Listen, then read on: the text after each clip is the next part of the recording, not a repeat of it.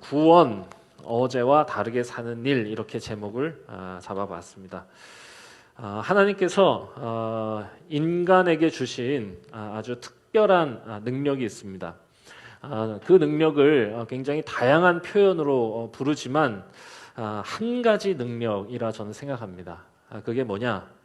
마음으로 보는 능력입니다. 오직 인간만 마음으로 볼 줄 압니다. 이걸 창의력이라고도 하고 창조성이라고 표현하기도 하고 상상력이라 하기도 합니다. 보이지 않는 것을 보는 능력, 조금 더 정확하게 말하면 없는 것을 마음속에 존재하게 하는 능력입니다. 실제로는 존재하지 않는 거예요. 그런데 마음속에 존재하게 하는 거죠. 이건 인간에게만 주신 아주 특별한 능력이에요. 존재하지 않는 것을 마음속에 먼저 존재하게 할 수 있기 때문에 무언가 새로운 것을 창조할 수도 있는 거고 무언가 새로운 것을 보여줄 수도 있는 것입니다. 예를 들면 화가들이 그림을 그리는 거예요. 유럽의 미술관에 가면 중세 화가들의 그림이 가득한데 대개가 다 성화입니다. 성경의 이야기를 그린 것이죠. 그러니 모델이 있는 것도 아니에요. 세트장이 마련된 것도 아닙니다. 그런데 그들은 신기하게도 그 그림을 아름답게 그려내요.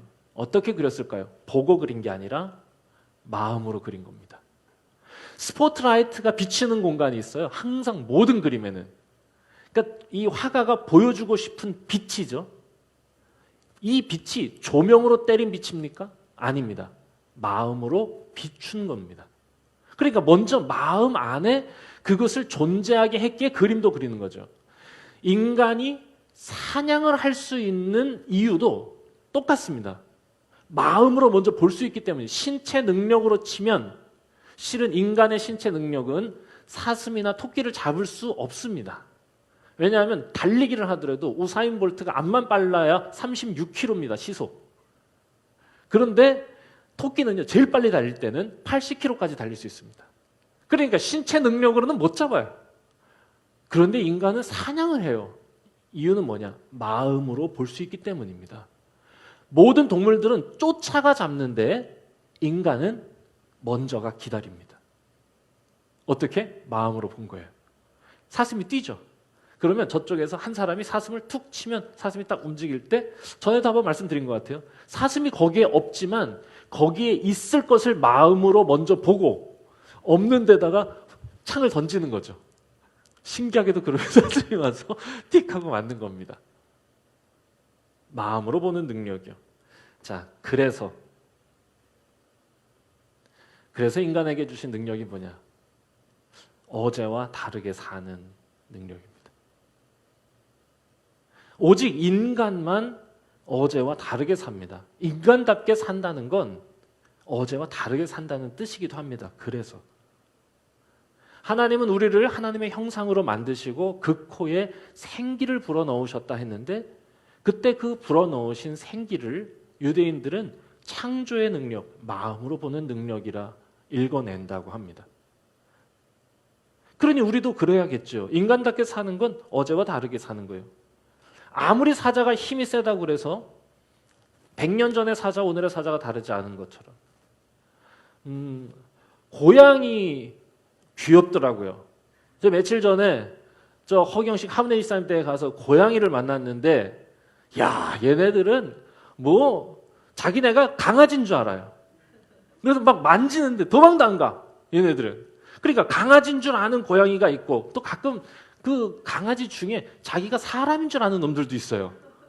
그러니까 사람인 줄 아는 강아지가 있을 수는 있겠지만, 그렇지만 이 모든 것들이 다 어제와 다르게는 못 산다는 겁니다. 어제의 강아지와 오늘의 강아지는 똑같아요. 근데 인간은 달라요.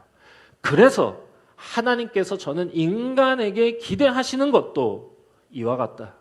왜? 우리에게 그것을 주셨으니까. 그래서 예수님께서 제자들과 3년간의 시간을 보내시면서 라포를 형성하고 관계를 형성하고 마지막에 그 따뜻한 저녁 함께 식사를 하고 발을 닦아주시던 그 밤에 제자들에게 주셨던 마지막 유언이 서로 사랑하라는 것이었습니다. 저는 이 말을 어떻게 읽느냐? 서로 좋아하라는 말로는 읽히지 않고 내가 너희를 사랑한 것처럼 서로 사랑해라 하셨으니 예수님의 마지막 유언도 이 맥락에서 읽어낸다면 다른 삶에 도전하라고 읽히는 겁니다. 내가 너희를 사랑한 것처럼 너희도 어제와 다르게 사는 일에 도전해 보라는 거죠. 오늘 우리가 함께 읽은 이 바울의 권면 아닙니까? 고린도 교회의 마지막으로 쓴 편지입니다. 이게 목사님 뒤에 10장에서 13장 어떻게 되는 겁니까? 13장이 끝이던데. 역사적으로 보면 그게 먼저예요. 그래서 제가 지난주에 설교했던 겁니다. 실제로 이 세 편의 편지가 묶여 있는 건데요. 오늘 우리가 읽은 바로 이 부분이 바울의 이 고린도 교회, 그러니까 총 4편의 편지를 보낸 거예요. 고린도 전서에 1장에서 2장 보내고 10장에서 13장 보내고 그 다음에 이거 보낸 겁니다. 그러니까 오늘이 마지막 편지예요. 자, 오늘 마지막 편지의 마지막 결론이 뭐냐? 오늘 우리가 읽은 말씀 5장 17절입니다. 그런즉 누구든지 그리스도 안에 있으면 새로운 피조물이다. 이전 것은 지나갔으니 보라 새 것이 되었다. 이게 무슨 말이에요? 주님께서 우리를 새롭게 하셨으니 새로운 삶에 도전하자는 거 아닙니까? 이게 다시 회개하고 돌아온 고린도 교회에 바울이 기쁜 마음으로 함께 마음을 나눌 요량으로 권면하고 있는 마지막 결론, 새로운 삶에 도전해라 이겁니다. 어제와 다르게 살아내라, 이게 결론이에요. 그래서 오늘 말씀의 제목을 구원, 어제와 다르게 사는 일이라고 잡은 겁니다. 제가 이미 말씀드렸는데 회개하고 돌아온 고린도 교회라고 제가 표현했죠. 자, 지난주에 그렇게 바울이 문전박대 당하고 다시 에베소로 돌아가서 울면서 편지를 써가지고는 디도 편에 보냈잖아요. 그런데 그 편지가 효과가 있었습니다. 야, 효과가 있었어. 야, 왜 이렇게 몰라주는 거야? 막 이러면서 막 보냈었잖아요. 이걸 몰라 이러면서 막 울면서 했는데 그 편지, 울면서 쓴 편지를 고린도 교회 사람들이 울음으로 받아준 거예요. 얼마나 좋았을까 싶습니다. 바울의 마음을 알아준 거죠. 편지를 보내고 엄청 마음이 힘들었어요. 막 노심초사하면서 몰라줄까 봐. 실제로 편지에 이런 내용이 있습니다. 내가 편지 보내고 내가 솔직히 조금 후회도 했었다. 너희들 근심하게 할까 봐. 그런데 뭐냐? 디도가 편지 주고 거기서 편지 읽다가 사람들이 막 운 거예요. 우리가 잘못했다고, 우리 진짜 몰랐다. 맞아, 바울 선생님은 그런 분이었고 바울이 보여준 그 삶이 맞아. 그게 예수 닮아 살아가는 거야. 힘들고 어려운 거 묵묵히 지속했던 거, 그래, 그 안에 진심이 담기는 거지. 그리고 사랑하는 사람 위해서 친히 스스로 약해지기를 자처하는 거, 그게 예수님이 우리에게 보여준 삶이고 바울이 우리에게 해줬던 거지. 바보같이 우리는 옛날처럼 힘 있는 사람 따르고 그 사람들에게 줄 서라고 했던 거, 우리 잘못한 거야 그래서 막 울면서 회개를 한 거죠. 여러분 얼마나 행복했을까요? 알아주는 성도. 아니 백준이 들으라고 하는 건 아닙니다. 아니면 제가 뒤끝이 있는 사람은 아니에요. 뒤끝이 있는 건 아니다 이거지. 근데 그냥 부럽다, 좋겠다 이런 겁니다. 참 좋겠다. 그러면서 바울이 그 좋은 마음을 7장에 이렇게 담습니다. 내가 근심하게 하려고 편지 쓴 게 아니야. 내가 지금 엄청 기쁜데, 내가 지금 기쁜 거는 이 편지를 읽고 너희들이 근심했다는 게 아니라 그 근심함으로 너희가 회개에 이른 까닭이야. 나 그게 너무 좋아. 세상 근심은 사망에 이르게 하는 건데 하나님의 뜻대로 하는 근심은 구원에 이르게 하는 회개를 이루는 거야. 너무 잘했어. 너무 고마워요. 이러면서 편지를 쓰고 있는 거죠. 자, 이 마음으로 써내려간 편지. 3장에서 7장입니다. 그리고 7장에 너무 고마워. 이제는 내가 너희들 다 믿을 수 있고 신뢰할 수 있어서 너무 행복해. 이게 바울의 마지막 말이었어요. 자, 그럼 그 앞에 무슨 얘기를 하냐? 너무 행복한 마음으로. 실은 이 10장에서 13장 그 눈물의 편지라고 하는 편지에서요, 바울은요, 너무 화도 났어요. 격양돼 있었어요. 그래서 내가 다시 가면 가만히 있지 않겠다 이랬어요. 그러니까 약간 화가 난 상태야. 만약에 안 받아줬으면 다시 가서 예수님이 이 저 성전에서 상 엎으신 것처럼 아마 고린도 교회에 가서 아마 상 한번 엎으실 작정이셨을 것 같아요. 그랬는데 다시 돌아가서 상을 엎으려는 마음을 접으시고, 우리 바울 형님이, 바울 형님이라 그러니까 너무 죄송하네. 우리 바울 선생님, 아니요, 전 형님으로 모셨거든요. 형님이라고 하겠습니다.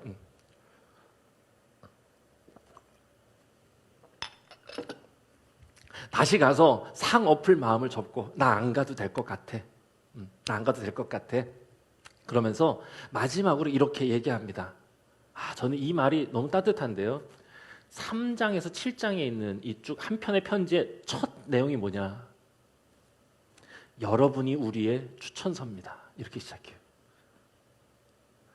이게 무슨 말인지 아시겠죠? 그 사람들은 예루살렘에서 추천서 가지고 가서 자기네가 더 나은 사람이라고 막 이렇게 자랑했는데, 거기에 대해서 바울이 자기를 받아준, 자기를 이해해준 고린도 교회에 이렇게 편지 쓰는 거예요. 그 사람들은 종이에 쓴, 가죽에 쓴 추천서를 가지고 왔지만 실은 여러분이 우리의 추천서입니다.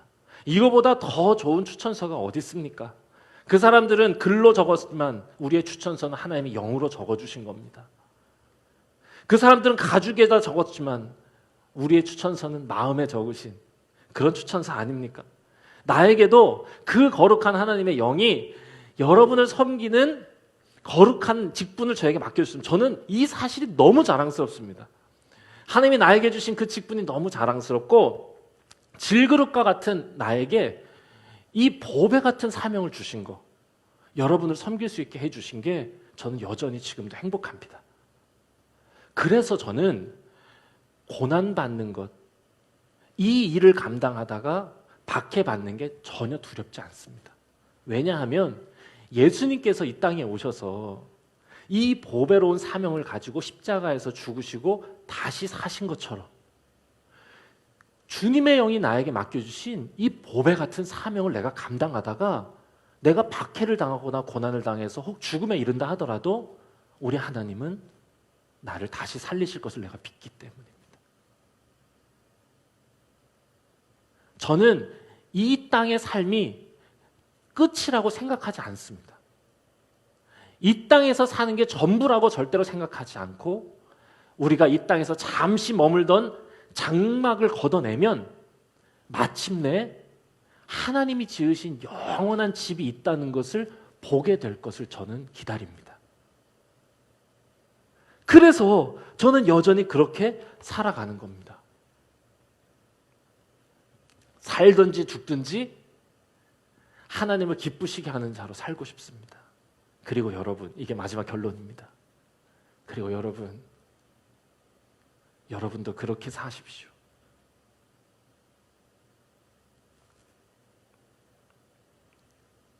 예수님처럼 그분이 하나님 아버지께서 주신 사명을 위해 이 땅에 오셔서 묵묵히 그 길을 걸으신 것처럼 사랑하는 연약한 자를 위해서 자신을 스스로 약하게 만드신 것처럼 여러분도 그렇게 살아가십시오. 그분이 이 땅에 오셔서 죽으시고 부활하신 것은 그를 믿는 자는 누구나 다시는 자기를 위하여 살지 않고 예수님이 그러셨던 것처럼 다른 사람을 위하여, 또한 예수 그리스도를 위하여 살아가기를 바라시기 때문입니다. 그러므로 여러분, 오늘 마지막 우리가 읽었던 말씀, 그리스도 안에 있으면 모두가 새로운 피조물입니다. 이전 것은 지나갔습니다. 여러분, 새 것이 되십시오. 자, 이게 결론인 겁니다. 그러니 이 긴 편지, 실은 3장에서 7장의 내용을 제가 다 말씀드렸잖아요. 자, 여러분이 추천서예요. 그거 하나님의 영이 여러분들에게 새겨주신 거고 저도 그 영에 의해서 직분을 받은 사람이에요. 저는 그거 너무 감사해하고 있어요. 영으로 주신 직분이 보배처럼 빛나요. 나는 질그릇같이 모자라지만 그 보배로운 직분 제가 감당하는 거예요. 그래서 고난도 달게 받아요. 그러다 죽어도 괜찮아요. 그래도 나는 다시 살 거니까. 그런데 저만 아니에요. 여러분도 그렇게 사셨으면 좋겠어요. 이게 제 마음이에요. 그리스도 안에 있으면 그렇게 사는 거예요. 라고 바울이 얘기하고 있는 겁니다. 그러니까 바울이 정말로 고린도 교회, 다시 회개하고 돌아온 고린도 교회에 감사한 마음, 사랑의 마음을 담아서 다시 써내려간 마지막 편지의 결론이 뭐냐? 이전과 다르게 살아가라는 거예요. 주님의 손잡고 이전과 다르게 살아. 이거를 성경은 구원이라 말하는 겁니다. 죽어서 하나님의 품에 안기는 것만 구원이 아니라 이 땅에서 주님과 함께 전과 다르게 사는 거예요. 다시는 자기를 위해 살지 않고 하나님과 이웃을 위하여 살아가는 이전과 다르게 사는 삶을 구원받은 자라고 표현한다, 그것입니다. 저는 그래서 이 바울의 편지 속에서 여러분들에게 마지막으로 이제 이 고린도후서 말씀을 전하는 날인데, 오늘이 바울이 정말로 전하려고 했던 게 뭐냐? 제가 곰곰이 다시 읽고 묵상하면서 정리했어요. 이전과 다르게 사는 거, 정말로 고린도 교회에 바란 게 뭐냐? 저는 첫 번째, 이전과 다르게 사는 것, 첫 번째가 뭐냐? 정말로 하나님을 믿는 겁니다. 이게 바울이 고린도 교인들에게 바란 거예요. 여러분, 바울은요, 진짜로 하나님을 믿은 사람입니다. 진짜로 믿었어요. 그래서 여러분, 바울의 이야기를 들어보세요. 그러니까 가슴이 뭉클뭉클하고 눈물이 나는 거 아닙니까? 고난과 박해를 저는 견뎌냅니다. 그렇다고 낙심하거나 무너지지 않습니다. 왜냐하면 주님은 이 상황을 통해서 지극히 크신 능력이 하나님께 있음을 나를 통해 드러내려 하시기 때문입니다. 이렇게 얘기하는 거예요. 이게 뭔 말이냐? 고난과 박해를 견디는 이유, 하나님을 믿기 때문이라는 겁니다. 자기는 스스로 종이 되기를 자처했다고 그럽니다. 고린도전서 9장 19절에서도 이야기해요.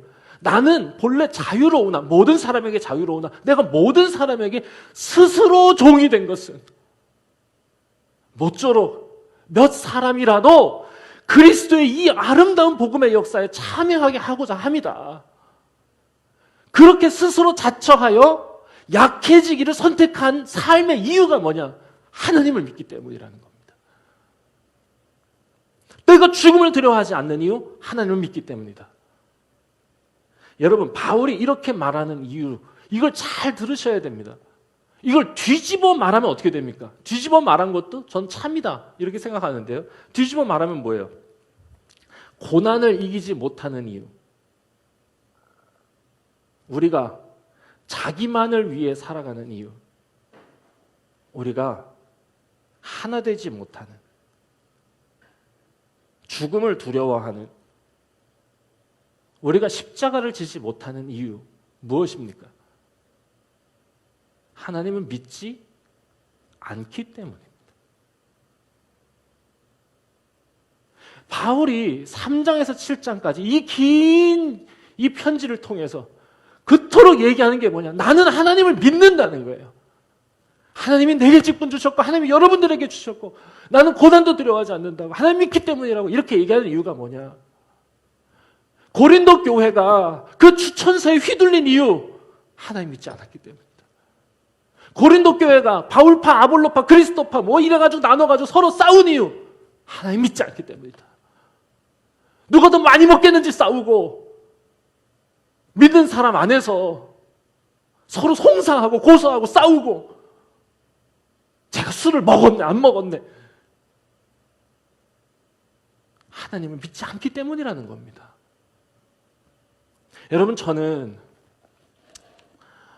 우리 배화인들이 이 시대에 정말로 이전과 다르게 살아간다는 거, 아니 이 시대에 우리 성도들이 이 시대에 이전과 다르게 살아가야 한다고 우리 다 생각은 하고 있잖아요. 그런 질문들을 던지지 않습니까? 어떻게 살아가야 하는지 모르겠지만 분명한 건 이전과 다르게 살아가야 한다는 거 다 알지 않습니까? 그게 뭐냐? 하나님을 참으로 믿으며 사는 겁니다. 믿는다 말하며 사는 게 아니라, 믿는 척하고 사는 게 아니라. 지난주에 전운재 목사님이라고 제 후배 목사님 소개해드렸죠. 10년을 묵묵히 아이들을 돌본 이유 뭐겠습니까? 하나님을 참으로 믿기 때문입니다. 김주평이란 전도사 말 얘기 드렸죠. 10가지 굳은 일을 마다하지 않고 교회를 섬기는 이유 뭐겠습니까? 하나님을 믿기 때문입니다.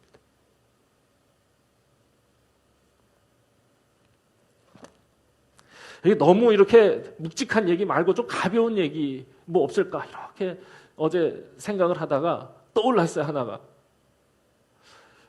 좀 쑥스러워할 수도 있는데, 예전에 제가 들은 얘기 중에 이거 되게 멋있다라고 생각한 우리 교인 중에 김재웅 집사 얘기가 생각이 났어요. 하나가 옛날 얘기인데 꽤 됐어요. 비트코인 얘기인데, 이 친구는 이 집사 친구래. 죄송합니다. 죄송합니다. 네. 아니, 너무 어릴 적부터 봐가지고. 네. 우리 김재웅 집사는 본래 IT 쪽 일하는 사람이니 이 비트코인이 돈이 된다는 걸 오래전에 알았대요. 그래서 그거 계속 이렇게 서치하고 있었답니다. 그런데 어느 날 거기서 관심을 뺐대요. 깜짝 놀랐습니다. 저는 그때 뭐 비트코인으로 돈 번 사람들 막 생겨나고 이럴 때. 그래서 제가 눈이 휘둥그레져가지고, 아니 사업하는 사람인데 이 사람이 왜? 이때 그 말이 멋있어요. 비트코인이 뭐 블랙마켓이라고 그러나 블랙머니라고 그러나 뭐 하여간 검은 돈으로 이 암흑가에 쓰인다는 거. 실제로 무슨 뭐 웰컴 투 비디오나 이런 데서 다 이걸로 했다면서요. 그러니 이게 검은 돈으로 쓰인다는 것을 알게 된 순간 뺐다는 거예요. 이유가 뭐겠습니까? 만약에 하나님이 없다면 뺄 이유가 없겠죠. 뺀 이유는 하나밖에 없지 않습니까?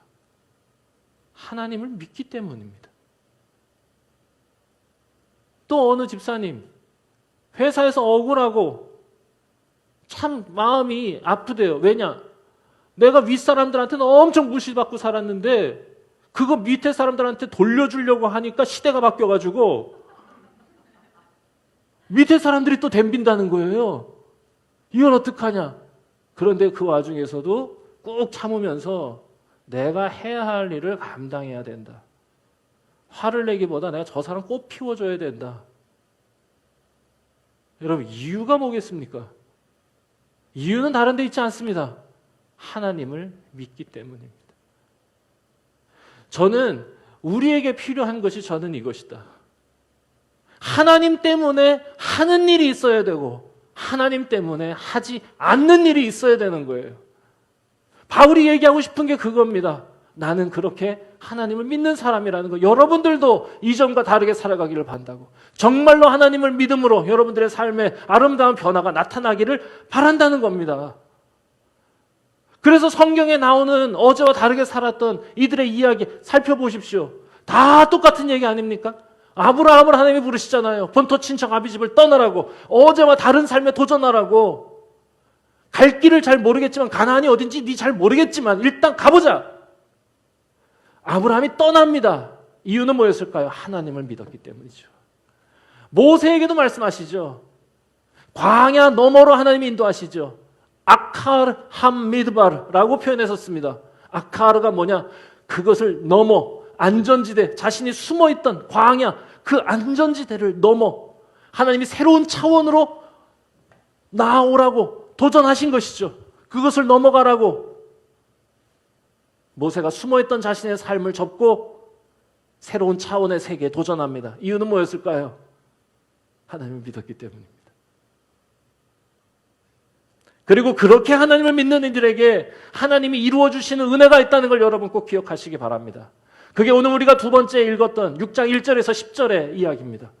그렇게 하나님을 믿는 자들의 삶에는 하나님께서 이전과 다른 이야기를 만들어 주십니다. 저는 이것을 이전과 다른 파동을 만들어내 주신다라고 표현하고도 싶습니다. 일전에 한번 제가 이 노이즈 캔슬링 기능을 얘기하면서 잘못된 소리, 소음은 그거에 반대 파동으로 상쇄시켜서 없애버리는 거라고. 저는 하나님께서 우리 안에 이루시는 게 뭐냐? 하나님을 참으로 믿을 때 우리 안에 악의 파동을 강화시키며 살았던 삶을 멈추게 하시고 악의 파동을 반대, 의의 파동으로 상쇄하시며 살아가는 새로운 이야기의 주인공이 되게 하신다는 겁니다.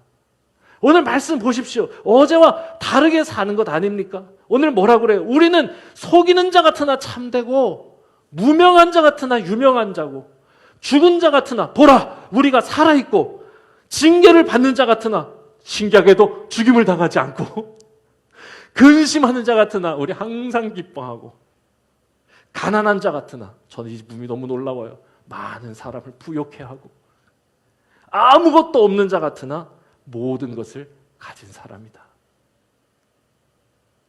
파동이 다른 거 아닙니까? 이야기가 다른 거예요. 하나님을 참으로 믿는 자 가운데 하나님이 주시는 은혜가 무엇이냐? 이 은혜를 헛되이 받지 말라. 하나님이 너희의 삶을 새롭게 하시는 이 은혜를 헛되이 받지 말라.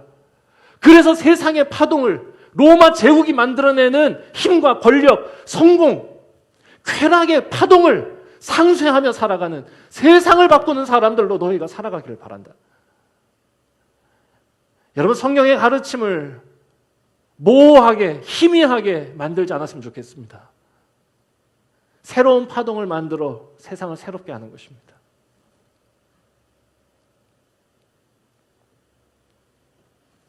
처음부터 기독교는 로마에 의해서 박해를 받았던 이유, 엄밀히 말해서 그들의 종교 행위 때문이 아니었습니다.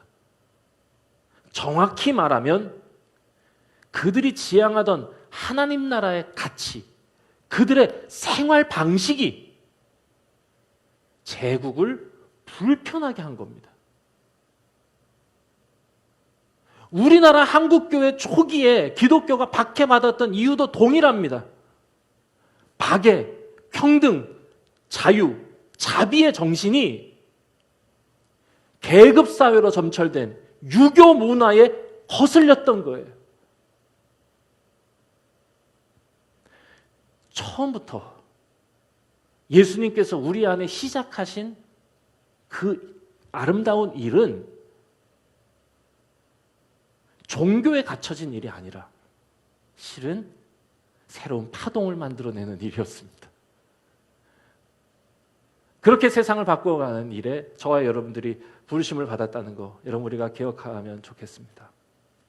오늘 한국교회의 문제 한 주간 동안 아마 우리 모두가 그 고민 앞에 섰으리라 생각합니다. 회사에서 기독교인이라고 처음으로 혼나봤다고 누군가 얘기하더라고요. 도대체 개신교 왜 그러는 거냐고.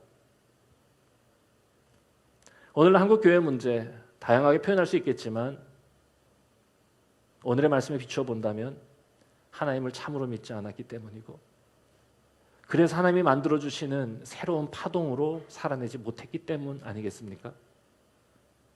가게 키우듯 교회를 키우고 회사 키우듯 교회를 성장시킨 결과 아니겠습니까? 여러분 사람들이 교회에 바라는 거 복잡한 것 아닙니다. 뭔가 다르게 사는 겁니다. 거룩하게, 맑고 깨끗하게, 헌신하며 사는 삶입니다.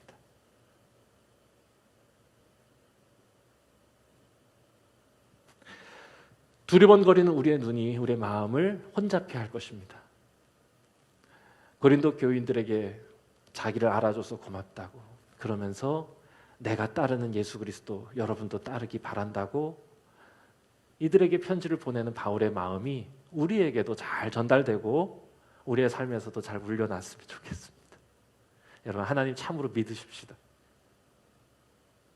그래서 하나님 때문에 하는 일, 하나님 때문에 하지 않는 일이 우리 안에 많아졌으면 좋겠고 그래서 하나님이 우리에게 은혜 주셔서 어제와 다른 파동으로 살아가게 하시는 근사한 하나님의 백성들이 다 되기를 바랍니다. 기도하겠습니다.